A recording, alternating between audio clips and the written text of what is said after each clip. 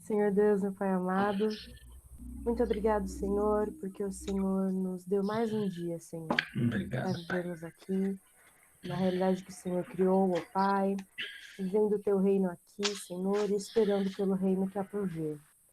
Eu te peço, Senhor, que o Senhor esteja abençoando essa aula, cuida do Éder, Senhor, usa ele como boca tua, e que o Senhor esteja nos ajudando, ó Pai, a aprender mais sobre a Tua palavra, sobre essa Tua revelação, ó Pai, tão especial e tão fantástica. Muito obrigado, Verdade. Senhor, pelas bênçãos que o Senhor tem derramado em nossas vidas. Assim que eu oro e agradeço, em nome de Jesus. Amém.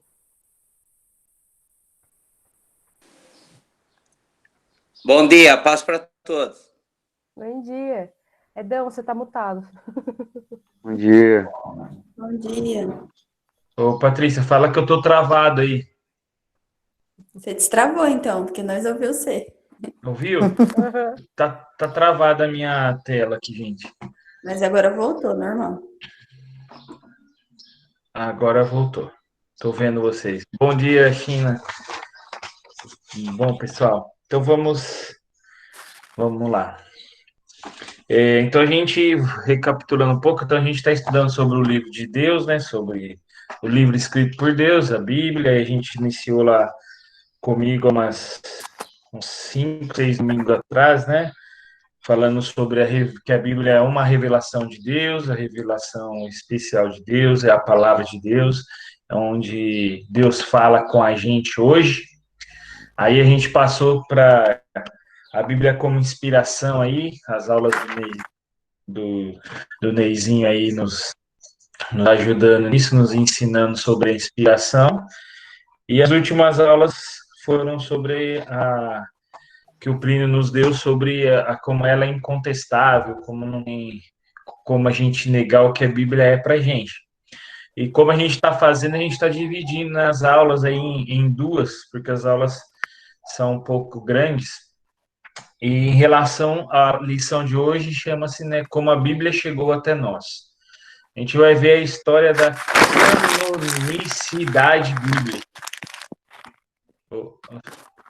A gente vai falar sobre a canonicidade bíblica e ver como que isso se construiu através do tempo, como que os livros da Bíblia chegaram e por que são esses livros, por que é essa estrutura. Então, eu dividi em duas aulas. Hoje nós vamos falar do Antigo Testamento e na aula que vem vamos falar da canonicidade do Novo Testamento, tá bom? Falou, Patrícia, seu áudio está ligado, viu, amor? Aí Então, aqui é a base bíblica, a gente vai, de acordo com a aula, abrindo a Bíblia em alguns versículos, né? Aos poucos aí para a gente ir vendo algumas coisas, mas hoje nós vamos tratar especialmente do Antigo Testamento. Então, lá em Jeremias 26, 36, de 27 a 32,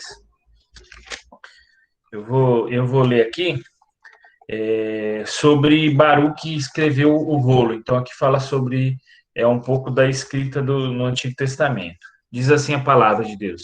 Então veio a Jeremias a palavra do Senhor, depois que o rei queimara o rolo com as palavras que Baruque escrevera, ditadas por Jeremias, dizendo: Toma outro rolo e escreve nele todas as palavras que estavam no original que Joaquim, rei de Judá, queimou. Joaquim, rei de Judá, dirás: Assim diz o Senhor, tu queimaste aquele rolo, dizendo: Por que escreveste nele que certamente viria o rei da Babilônia e destruiria a terra e acabaria com homens e animais dela?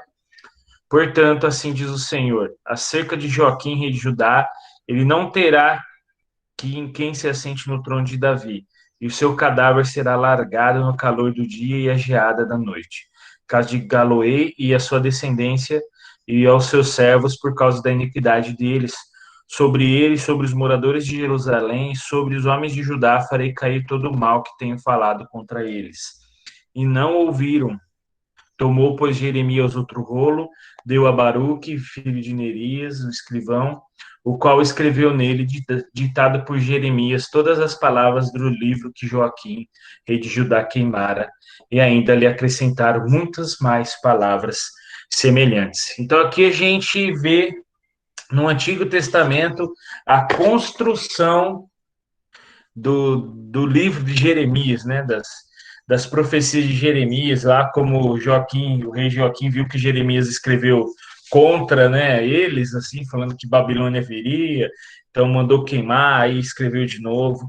A gente vê que ele foi castigado por Deus por causa disso, para a gente ver a força e a realidade do que é a palavra de Deus, né? Então, a gente começa a ver um pouco disso. E na aula de hoje a gente vai falar sobre essa discussão de como a Bíblia chegou até nós, como que se manteve esses livros desde lá de Jeremias, desde os livros quando Moisés escreveu lá o Pentateuco. A gente não vai falar, é uma introdução. A gente não vai falar de livro em livro, porque cada livro tem a sua história, né? Cada livro tem. A gente tem que entender que nós cremos que a Bíblia é a palavra de Deus, inspirada por Deus, ela não tem erros, ela é incontestável, mas ela também foi escrita por homens, ela foi editada, ela foi que nem eu creio, nós cremos que o Pentateuco foi escrito por Moisés, mas ele foi editado mais para frente, porque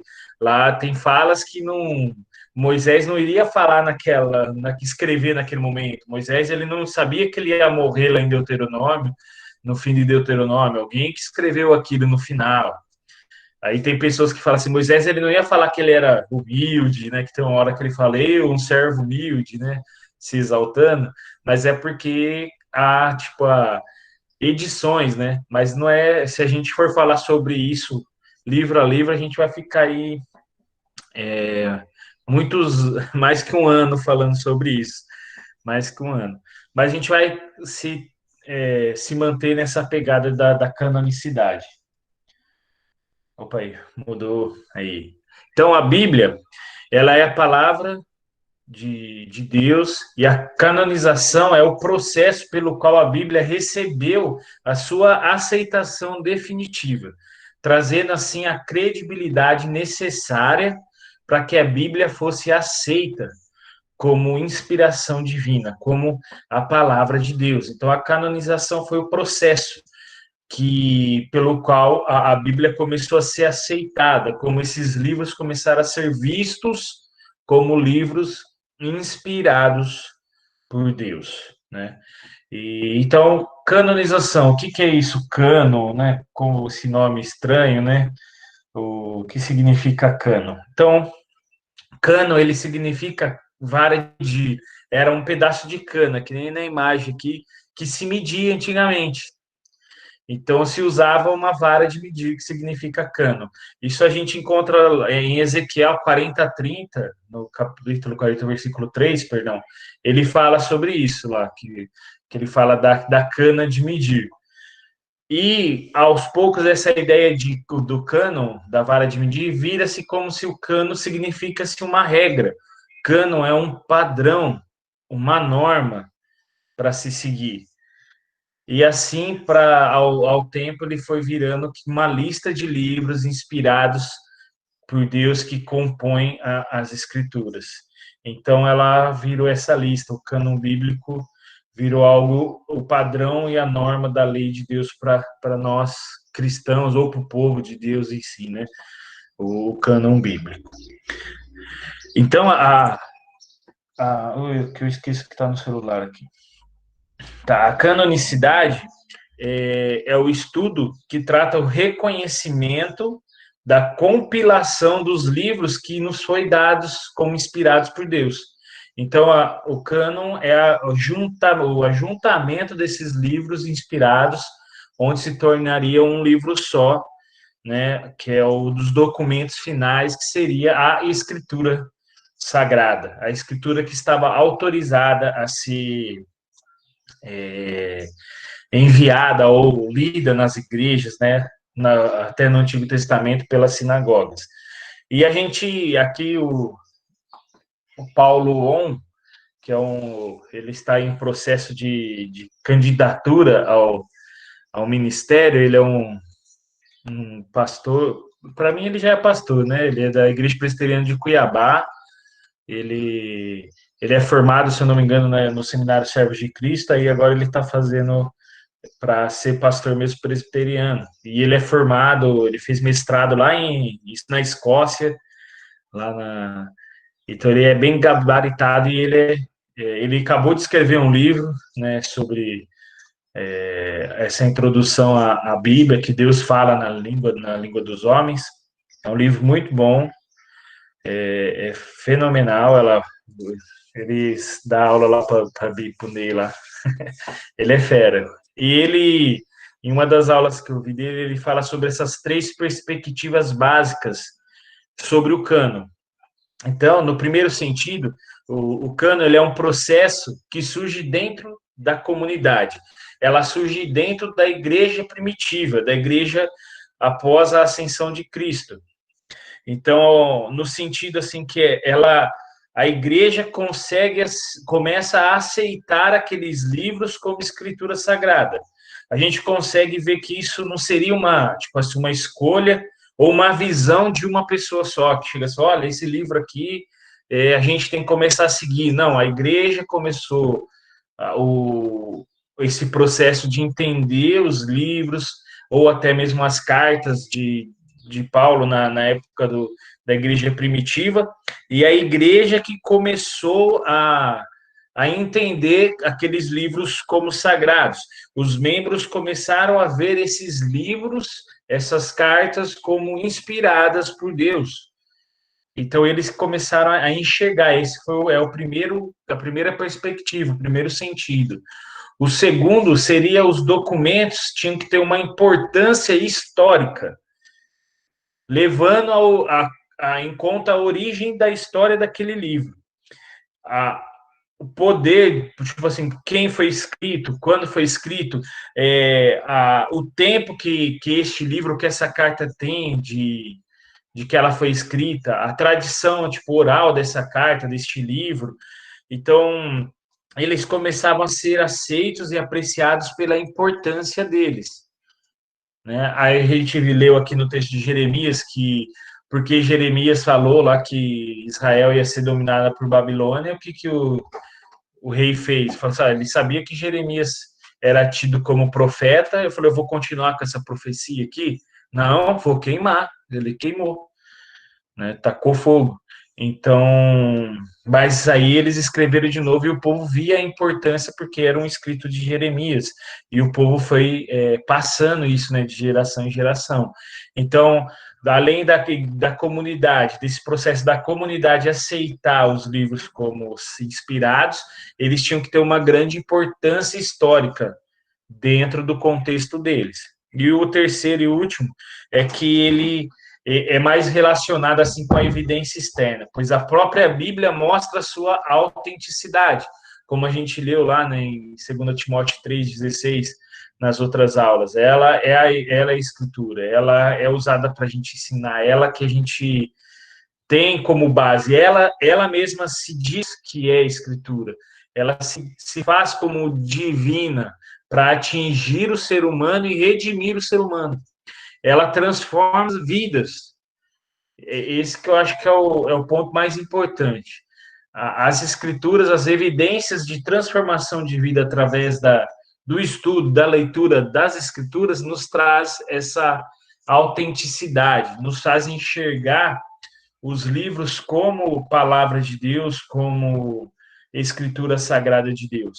Então, através da aceitação da igreja, através da história individual e através das próprias escrituras, do próprio Deus, do Espírito Santo que está dentro de nós e nos faz reconhecer as escrituras como sagrada, como algo, uma escritura totalmente inspirada por Deus, uma escritura para repreensão, para ensino, e que toca o nosso coração e que nos transforma e nos redime.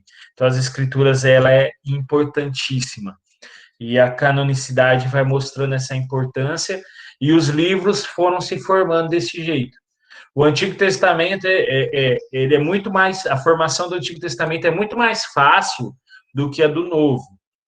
porque a gente foi seguindo a tradição judaica, né, da construção para o Antigo Testamento. No Novo foi uma construção um pouco mais delicada, um pouco mais pensada mas também foi nessa mesma pegada. Essa introdução envolve os dois, tanto o Antigo como o Novo. A igreja que foi aos poucos aceitando isso, vendo a verdade, a historicidade de cada carta, de cada livro, e também o Espírito Santo confirmando isso no coração. E a gente, como um bom presbiteriano, né, que somos, temos que falar da nossa confissão de fé. A nossa confissão de fé, no primeiro capítulo, que é o capítulo que inicia ela fala sobre as escrituras sagradas. Não é à toa por isso que faz isso. Não é à toa que a confissão de fé faz isso. É mostrar que as escrituras é a nossa fé de regra, a nossa regra de fé e prática, porque é através das escrituras que a gente faz tudo na nossa vida. A confissão de fé de Westminster se inicia pelas escrituras, porque ela se baseia nas escrituras. E no seu capítulo 1 ele fala sobre as escrituras sagradas, e no parágrafo 5 do capítulo 1 ele fala, alguém pode ler para a gente, se consegue ler para a gente esse slide? Para a gente dar uma interagida aí.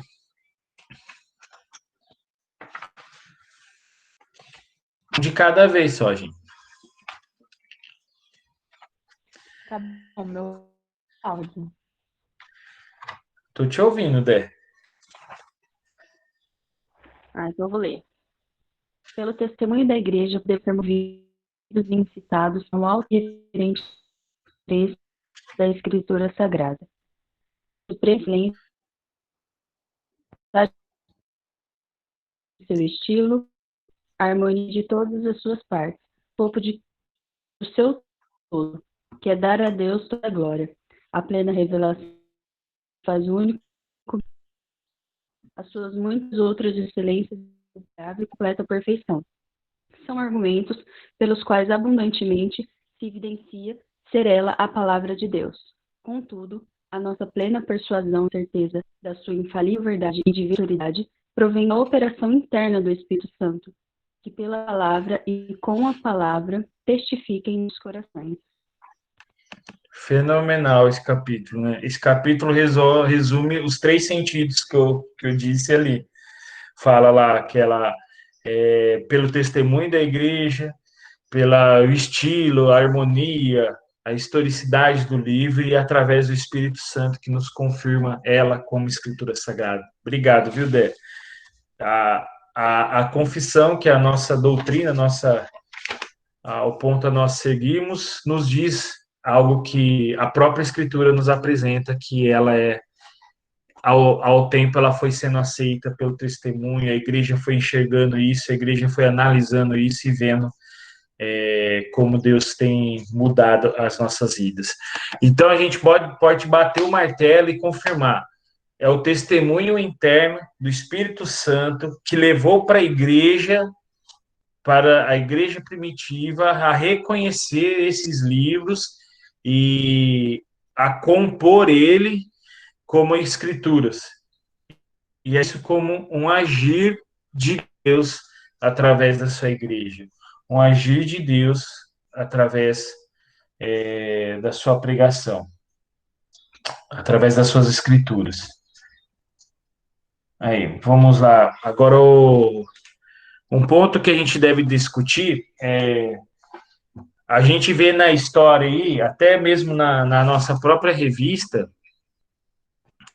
que as escrituras, que houve concílios ou uma reunião onde se decidiu que tais livros são livros canônicos. Né? Que esses livros são os livros aceitos. Espera aí, gente, que deu um BOzinho no meu aqui. Eu sei que vocês estão me escutando, mas eu não estava vendo ninguém. Apagou tudo aqui. Aí. Então, vamos lá. Então, como eu disse, né, o cano ele foi inspirado por Deus e agora não houve esse concílio, que nem aqui a própria, que eu disse, a própria revista traz sobre um concílio aqui, que eu vou falar um pouquinho lá para frente, que esse concílio que bateu, né, esses são os livros, ou até mesmo não foi os concílios da igreja primitiva que falaram, os livros do Novo Testamento, as cartas, são esses, não. Foi ao tempo a igreja vendo isso, Deus moldando isso dentro da igreja. O Bavinck, que é um grande teólogo que a sua dogmática é fenomenal, ele diz que o cânon ele não foi formado por um decreto, como alguns dizem, ou por um ato de seres humanos, mas pouco a pouco Deus, o diretor das mentes e do tempo, é Deus que pouco a pouco foi direcionando a igreja para que esses livros ou essas cartas fossem entendidas como inspiração de Deus.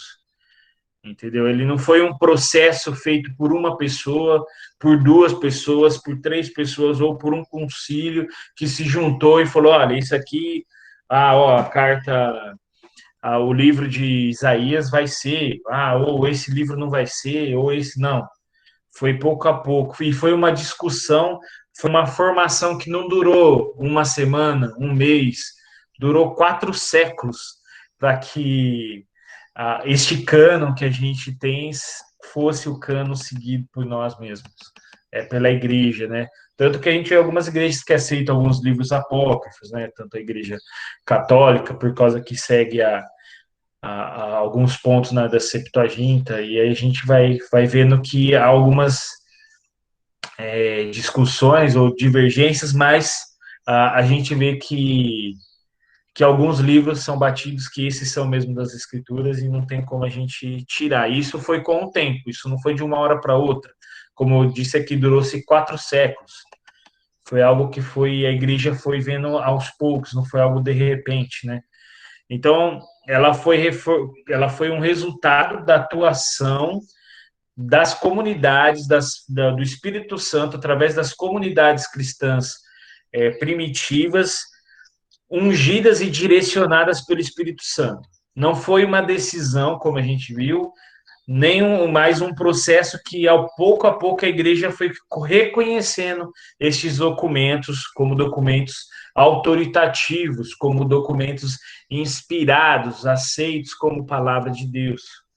E também as mudanças que esses livros, que a palavra de Deus trazia para a vida dos cristãos, para a vida dos crentes, as normas, que nem falar, a autenticidade, né, dos escritores. E aí a gente vai passar agora já para o Antigo Testamento. Aí, passou. Isso, o Antigo Testamento. O Antigo Testamento seria a Bíblia hebraica. Eu tenho aqui, essa aqui não sei se vocês vão conseguir ver, essa aqui é a minha Bíblia hebraica, né? E a Bíblia hebraica era diferente, a gente abre a Bíblia assim, né? Lendo desse lado aqui, né? Do lado direito, eles é ao contrário, a Bíblia hebraica. Então, você tem, pra gente parece que é de ponta cabeça. Então, a Bíblia hebraica, ela é a nossa... de acordo com a tradição, nós recebemos a canonicidade da Bíblia hebraica como herança da tradição judaica, o cânon do Antigo Testamento. Logicamente, porque os judeus não aceitam o Novo Testamento, porque Jesus é somente um profeta. Tanto que a Bíblia judaica hoje é a Bíblia hebraica. Essa aqui é uma Bíblia hebraica que eu tenho traduzida. Só que ela segue todos os parâmetros da própria Bíblia hebraica, segue os livros, né, que são um pouco... A ordem dos livros são diferentes, um pouco diferente dos nossos. Eles acabam com crônicas, né? Não acaba com os profetas como a nossa acaba. Então, os judeus e também posteriormente os cristãos chegaram à conclusão e viram que esses textos mesmos do Antigo Testamento eram inspirados por Deus.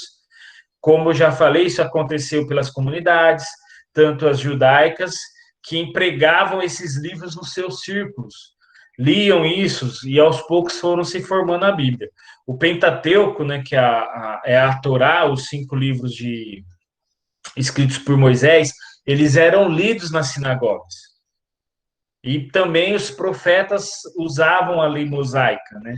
Os salmos, eles eram usados para louvor da igreja, da congregação.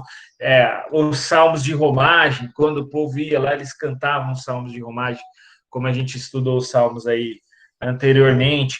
Os livros dos profetas eram lidos e estudados, lidos nas sinagogas, cantados, né? Porque a Bíblia hebraica, ela não é lida, ela é cantada.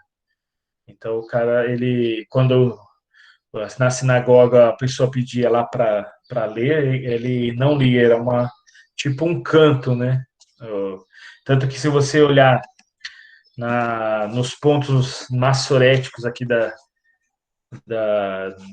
Bíblia hebraica, tem pontos que te mostram onde você tem que erguer a voz, aonde você tem que falar pausado e tal.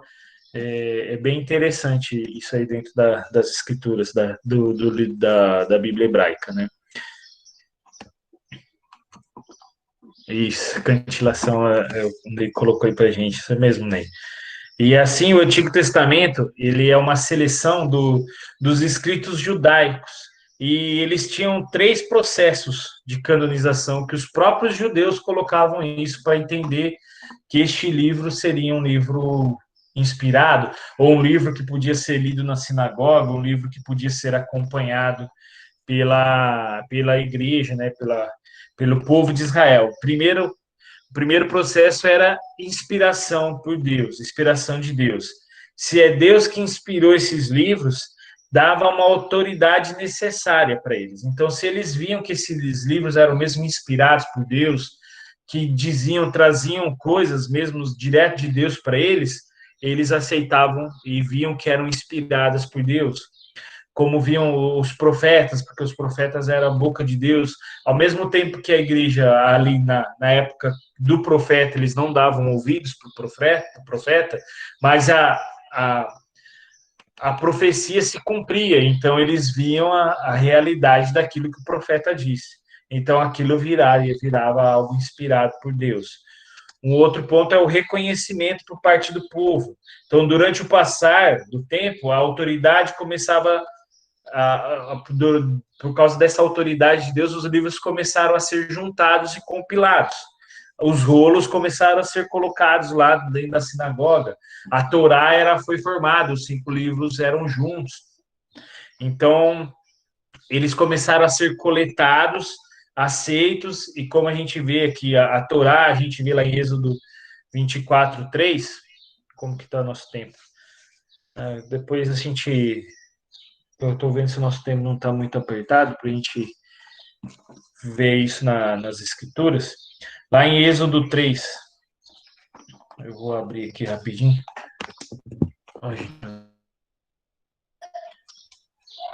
Lá em Êxodo 24:3, fala assim: Veio, pois, Moisés e referiu ao povo todas as palavras do Senhor e todos os estatutos. Então todo o povo respondeu em uma voz: tudo o que falou o Senhor faremos. Então ele leu, Moisés trouxe ao povo aquilo que foi lido, que foi escrito, e isso começou a ser reconhecido. A mesma coisa aconteceu com os escritos de Josué, com os escritos do profeta Samuel, que eram escritos, tudo que Samuel dizia era escrito em livros. Jeremias, quando Daniel, lá em Daniel 9, vai falar dos escritos de Jeremias, né, ele fala sobre isso. Daniel, ele preservava, e também nós vemos no Novo Testamento, não somente os discípulos, mas também como Jesus falava acerca do Antigo Testamento. Jesus proferia palavras de salmos, de profetas, dando assim essa autenticidade a esses livros, mostrando que esses livros eram sim livros inspirados por Deus. E um terceiro ponto aqui é a coleção e preservação destes livros pelo povo de Deus. Isso mostra que eles são livros que devem fazer parte das Escrituras. Os escritos de Moisés foram preservados na arca, colocaram lá a Torá na arca. O profeta Samuel, como eu disse, os seus escritos, as suas falas, as suas palavras eram colocadas em livros. A lei de Moisés foi preservada pelo rei Josias, que encontrou lá o livro de Deuteronômios e colocou junto com os outros livros, preservando as escrituras. Daniel, ele tinha uma coleção de livros, né, de livros de profetas, dos livros da lei de Moisés. Esdras, ele possuía a lei de Moisés e dos profetas, e como eu disse, no Novo Testamento se possuía as escrituras do Antigo Testamento, eles falavam do Antigo Testamento, o próprio Jesus falava do Antigo Testamento, falavam textos, né, de profetas. Isso assim mostrando que o povo guardou, colecionou esses livros. Estes livros foram guardados e mostrando sim que eles, por terem essa importância, são parte do cânon, são parte das normas do povo cristão. Uma coisa que a gente tem que entender que eles não tinham esses livros como nós temos hoje, que a gente pega a Bíblia e pode colocar debaixo do braço e levar para onde a gente quer. Não, tanto os escritos como alguns livros, eles ficavam somente lá na sinagoga em rolos, onde o cara ia lá e lia a palavra de Deus, abria um rolo lá, escolhia. Eles não ficavam com as escrituras em suas casas, como a gente tem hoje. Como a gente tem hoje várias traduções aí para a gente ver qual que é a melhor para a gente escolher. Mas existia assim, uma consciência assim, canônica dentro da comunidade judaica, da comunidade hebraica, que guiava o uso desses livros, né, como livros inspirados, como livros que devem ser vistos como lei, como regra de fé e prática, como ensinamento. Tanto que eu acho que o erro dos fariseus não foi assim querer seguir as escrituras ou seguir à risca a lei de Moisés. A ideia deles não foi errada. O que eles iam? O povo sofria por quê? Porque não seguia as escrituras. O povo sofria, o povo de Deus, o povo de Israel perdia a sua liberdade porque não fazia aquilo que Deus mandava. Então a ideia deles é, vamos fazer algumas regras para que as leis de Deus fossem seguidas. Só que aí chegou a um ponto que para eles as regras que eles criaram eram mais importantes do que a própria escritura. Então, por isso que eles começaram, que foi o erro dos fariseus, né, desse braço judaico, porque as leis que eles inventaram começaram a ser mais importantes do que as escrituras. Por mais que eles sabiam que as escrituras eram, sim, uma canonicidade, eram inspiradas e faziam parte do livro sagrado, né, do livro sagrado. Como eu tinha falado, existe um concílio, esse concílio de Jânia, que aconteceu em 90 depois de Cristo. É um concílio que dizem que a própria revista nossa aqui que nos mandou, ele bate que foi esse concílio que disse que esses livros são os livros do Antigo Testamento.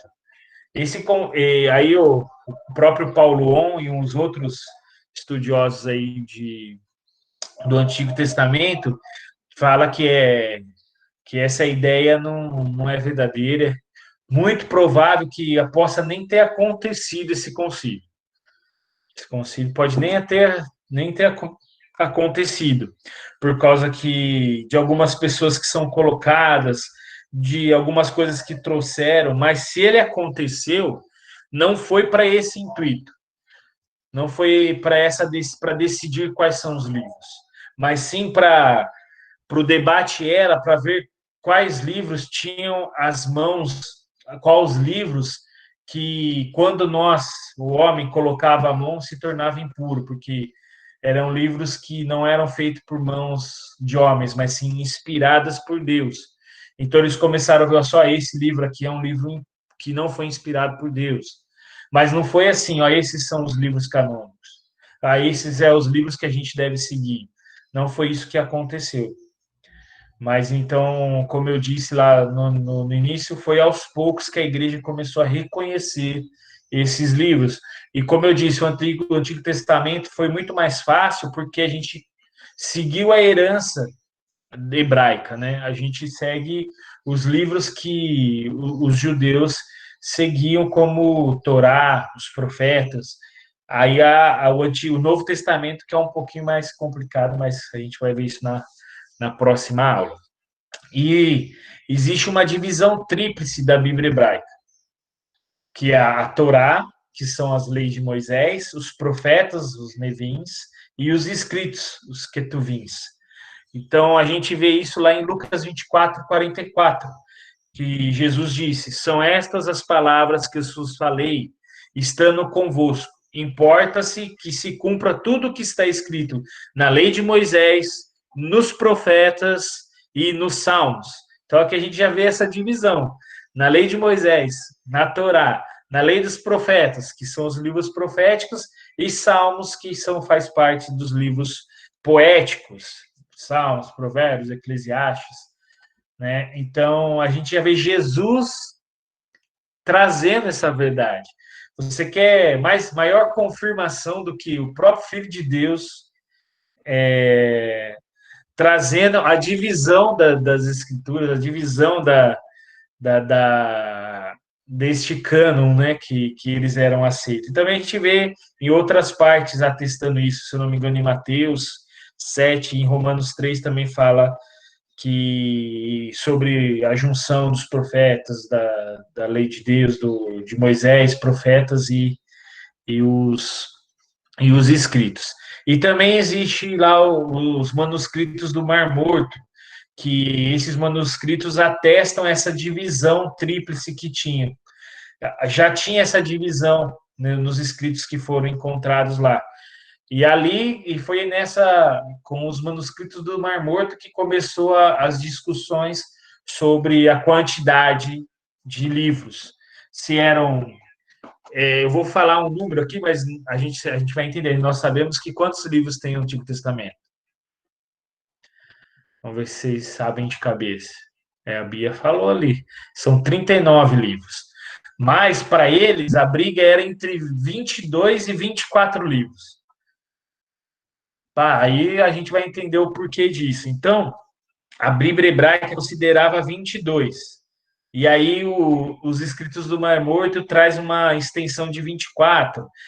Aí alguns comentários, algumas coisas, situações, os manuscritos de Qumran, que eram outros manuscritos achados, e ali também nos manuscritos do Mar Morto foram encontradas outras literaturas que não faziam parte do cânon, que a gente conhece hoje como os livros apócrifos, e também alguns pseudo-epígrafos. O que é? Os pseudo-epígrafos são livros que são totalmente desconsiderados. A gente vai ver um pouco disso. E como eu disse aqui, o Novo Testamento nos vem como principal testemunha da autoridade deste cânon que a gente segue, do cânon hebraico da época. A gente vê aqui palavras do Antigo Testamento, textos do Antigo Testamento é citado por mais de 600 vezes no Novo Testamento. Paulo, ele inicia muitas vezes com cânticos, ele usa muitas vezes os salmos, palavras dos profetas para falar com o povo de Deus. E isso dá a credibilidade necessária para a gente entender que estes 39 livros fazem parte deste cânon que a gente segue hoje. E um ponto a ser levantado, que é muito interessante. Em nenhum dos discípulos, Paulo, ou até mesmo Jesus, cita nenhum livro apócrifo. Nenhum livro considerado livro apócrifo é citado por eles. Então, aí mostra o porquê que a gente não aceita esses livros como inspiração de Deus. Não que você não deva ler. Eu acho que todo cristão deveria ler primeiro o livro aos Macabeus. o primeiro livro dos Macabeus é um livro histórico, é um livro maravilhoso para a gente entender o que aconteceu após o último livro lá, Malaquias e Gênesis. Os Macabeus é uma história, mostra o que aconteceu ali com o povo de Israel.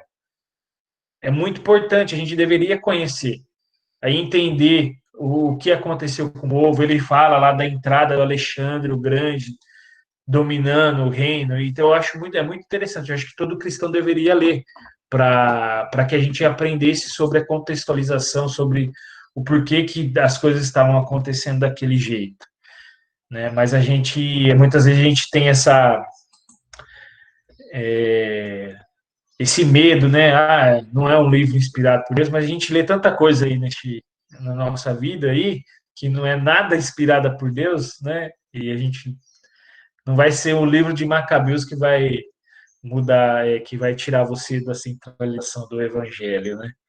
Então, falando aí dessa história aí dos 24 livros e dos 22 livros, então existiu um questionamento: quais livros iam ser adotados? Eram adotados, né? Então tinha posições hebraicas que usavam 24 livros, que seria a Torá, os 5 livros da Torá, porque os profetas eram os profetas maiores, né, que era Josué, Juízes, Samuel, Reis, Isaías, Jeremias e Ezequiel. E tinha um livro que tinha todos os outros profetas, que chamava os 12.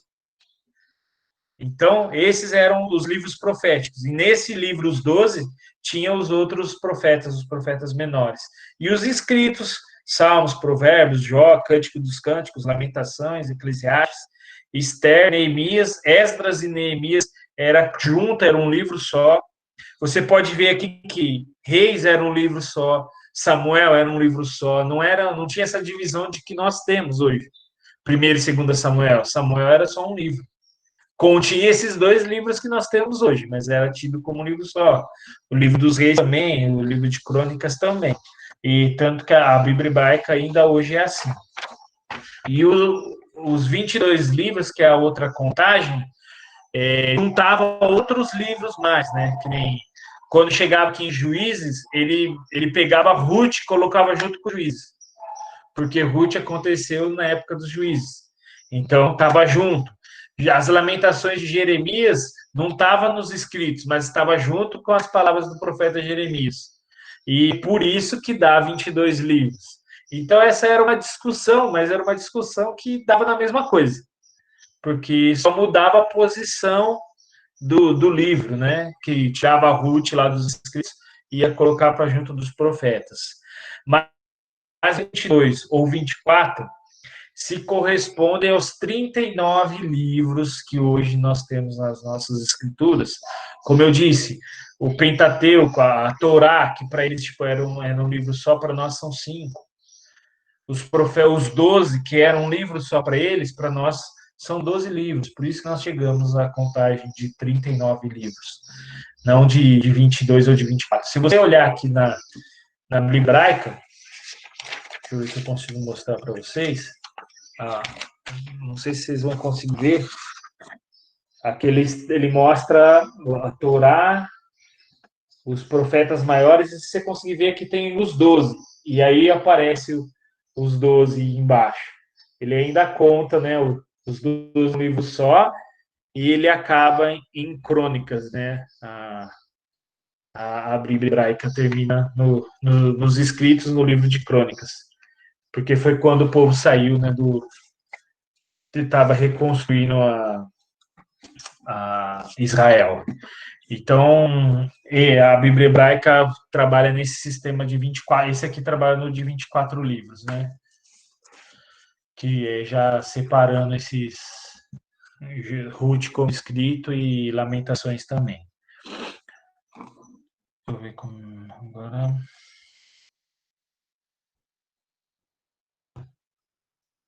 Mudou. Aqui, como eu disse, né, os 39 livros. E aí existia nomes, assim, esses nomes de estranhos que estão aqui: homologomena, antilogomena, pseudopígrafos, oh meu Deus, Então, o que acontece?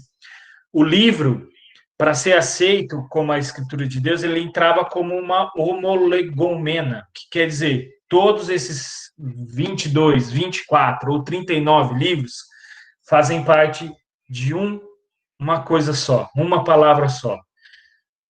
É uma escritura, é um livro. Todos esses livros fazem parte de um só, que é as Escrituras Sagradas, que é a palavra de Deus. Se esse livro não faz parte da homologomena, ela faz parte da antilogomena, que são os livros chamados como apócrifos, por nós hoje, que são livros que têm coisas que não são inspiradas por Deus dentro delas, e por isso elas não foram aceitas como parte do cânon. Mas, como eu disse, muitos podem nos ajudar na parte de uma historicidade, de querer entender algo que acontecia na época.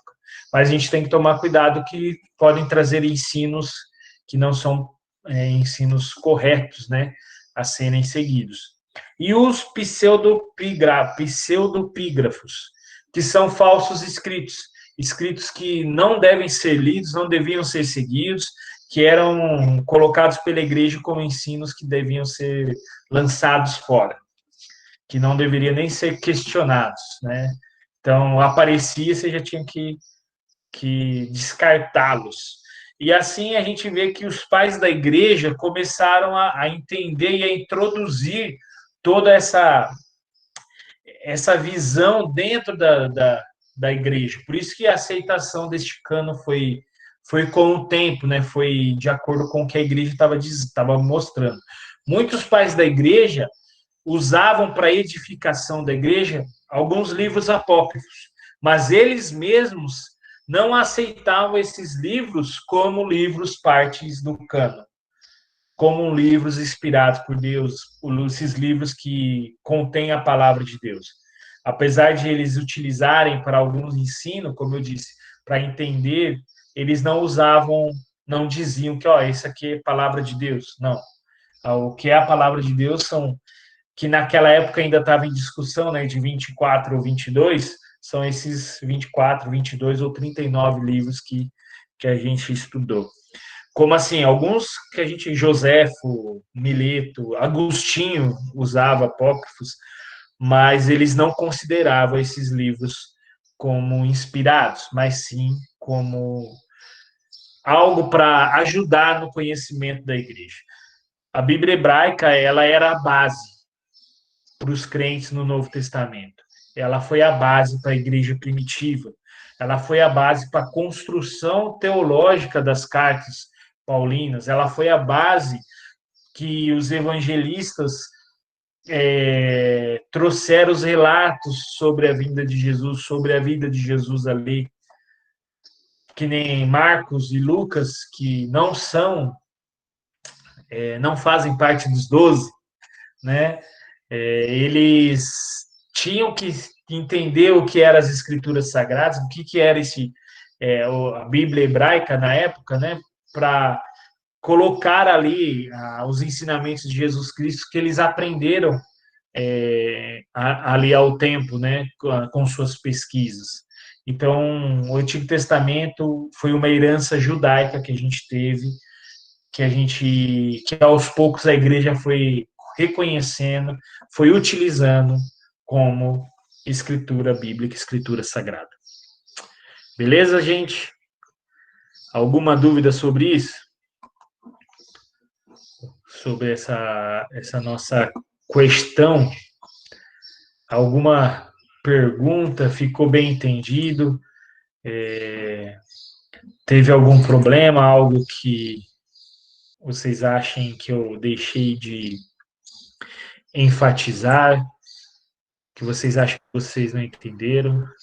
Então, esses pseudepígrafos seriam tipo aquelas cartas que tinham alguma circulação, mas que tinham tipo o nome do autor, às vezes alguém colocava o nome de algum autor conhecido para se passar por ele. Isso mesmo. Para o que acontecia, né? Para a pessoa ter para o seu escrito ter uma autenticidade, era mais fácil eu colocar o nome do Paulo, né, do que o meu. Mas só que aí, aos poucos, as pessoas, os estudiosos, né, os pais da igreja, viam que os escritos não batiam, né, Não era da maneira que Paulo escrevia, tinha algo diferente. É por isso que é por essas ideias que Hebreus, ninguém bate o martelo que quem escreveu Hebreus foi Paulo, né? Apesar que tipo, o Dr. Martin Jones, ele afirma que foi Paulo. Para ele foi Paulo. É como o Shed diz, né? Shed já sabe, né? Ele falou que ele ia perguntar quando ele chegasse lá no em Deus, falou assim, quem que escreveu aqui Hebreus, né? Aí, então ele já sabe hoje. Mas assim, não tem como a gente atestar, porque não é a mesma classificação gramatical dos escritos de Paulo, nem de nenhum dos outros. Apesar que isso também são pontos que se levanta, que a carta de 2 Pedro dizem que foi escrito por Paulo, que parece mais com os escritos de Paulo do que com os escritos de Pedro, porque foi uma. Eu vou passar esse episódio do Bibotalk, Ney. Eu tô aqui. Seu sem vergonha, você já me quebrou. Eu estou abrindo aqui para me pegar o link desse episódio do Bibotalk para as pessoas poderem ouvir sobre essa formação do Antigo Testamento, que é com o Paulo On lá. Eu estou abrindo o texto aqui só para me passar. Seu sem vergonha. Então, aí as pessoas faziam isso que a Bia mesmo falou, para dar uma autenticidade, eles usavam nomes de apóstolos para mostrar que. E eles foram tidos como pseudepígrafos, que eram falsos escritos, que era para enganar o povo de Deus. Eu postei aí no link, no chat o link, mas eu posto depois também no grupo da UMP. Se vocês puderem ouvir esse podcast, fala sobre essa formação do cânon do Antigo Testamento. E o Paulo On, ele é um especialista nisso, ele é um cara fenomenal. Se vocês dedicarem o seu tempo a isso, vocês vão aprender muito mais do que eu passei aqui. Também o que eu passei aqui, como eu falei, foi uma introdução, né? A gente não tem como a gente seguir livro a livro. Seria muito legal a gente querer entender sobre os escritos, sobre eu acho que não na próxima aula que a gente vai falar do Novo Testamento, mas a próxima aula que o Ney vai nos trazer vai falar sobre conhecendo a Bíblia, aí vai falar sobre as línguas, né, o hebraico, o grego, e, e como essas estruturas gramaticais nos faziam entender os escritos, né, para muitas vezes esses escritos não serem aceitos, né, como escritos, ou como serem aceitos. Como que sabe que aquelas cartas eram de Paulo? Só porque Paulo colocou lá? Porque, na realidade, muitas das cartas de Paulo não foi nem Paulo que escreveu, ele tinha os amanuenses que escrevia para ele, né? Porque ele estava preso. Então, ele ditava e alguém escrevia, né, tal. Mas é maravilhoso, é muito interessante a gente estudar isso, querer entender um pouco mais disso. Espero que tenha ficado claro para vocês. É uma aula muito mais histórica, né, do que bíblica, né? A gente traz mais contextos históricos do que a Bíblia em si.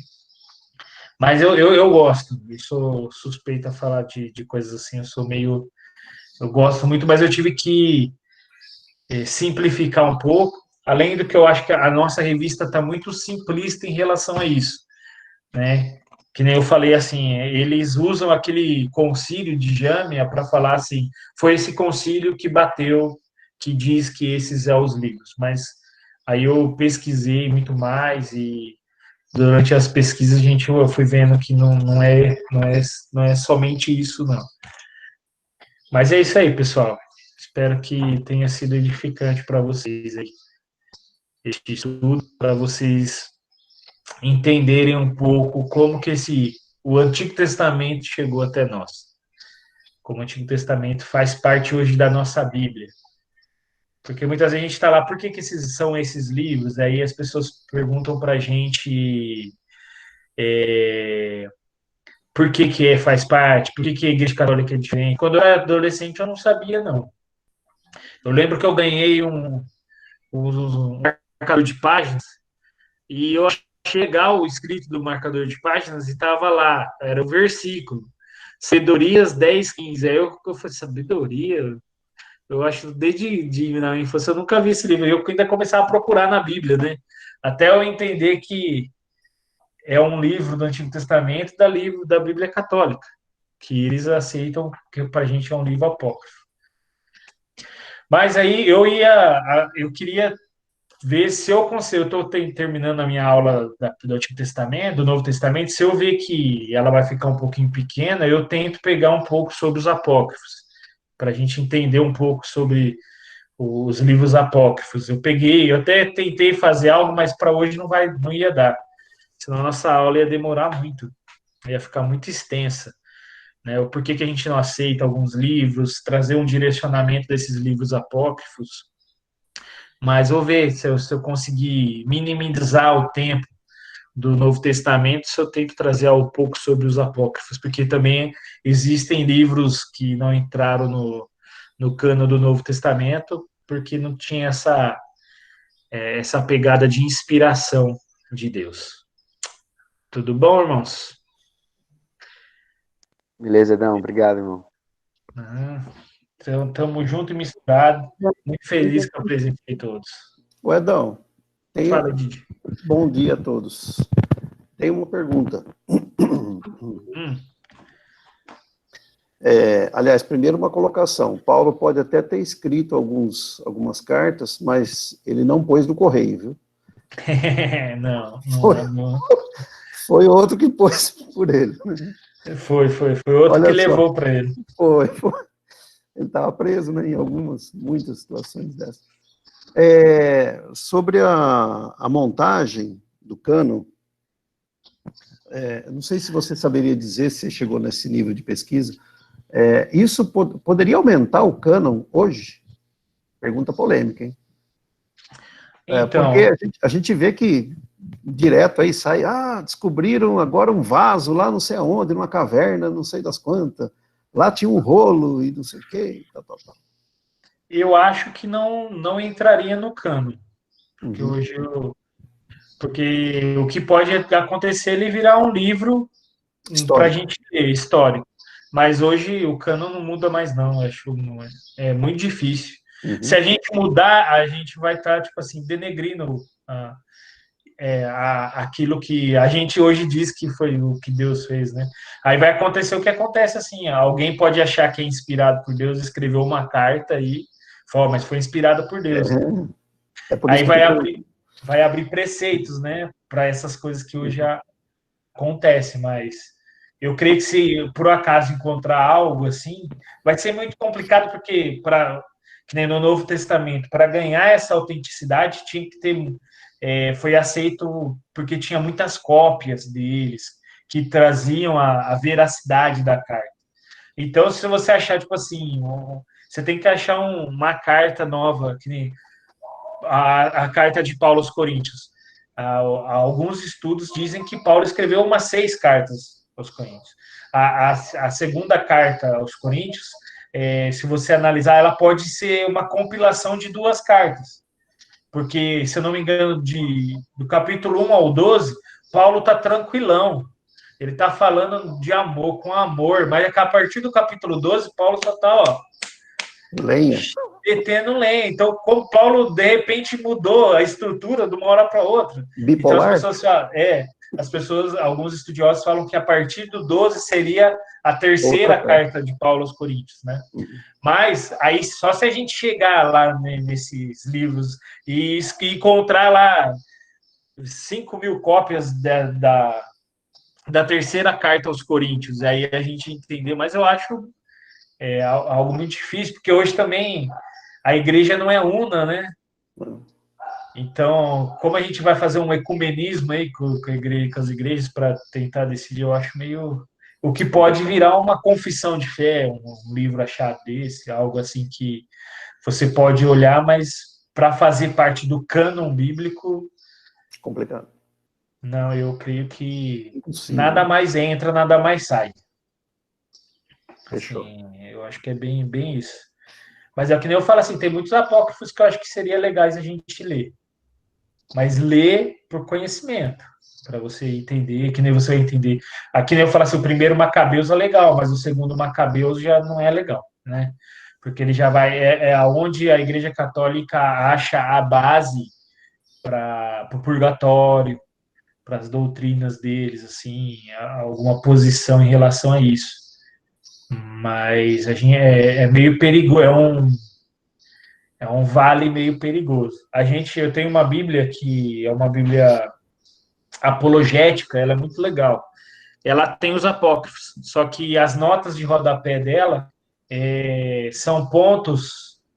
É isso mesmo, é só um verso de Macabeus, mas os caras, em um verso só, eles constroem uma doutrina louca dessa, né? E ela tem as notas de rodapé, ela tem as defesas de por que a gente não aceita esses livros. Eu achei ela muito interessante por isso. As visões das igrejas, de outras denominações sobre esses pontos. Mas é isso mesmo. Maravilha. Beleza, pessoal. Que Deus abençoe vocês aí. Um bom domingo para todo mundo. Muito obrigado pela presença de todos.